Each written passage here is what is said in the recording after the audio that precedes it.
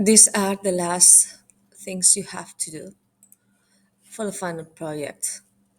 Imagine this is your final project. You have finished it, then download it as an STL object file. Sorry, it's here.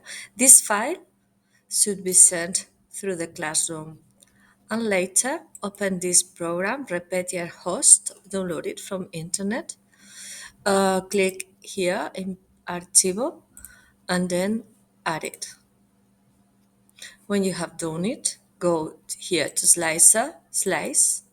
If you find here, if in objects you find here a banner that says that you have to fix the figure, fix it first.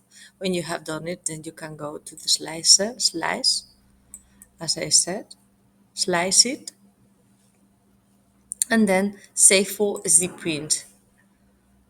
Okay, guardar, save.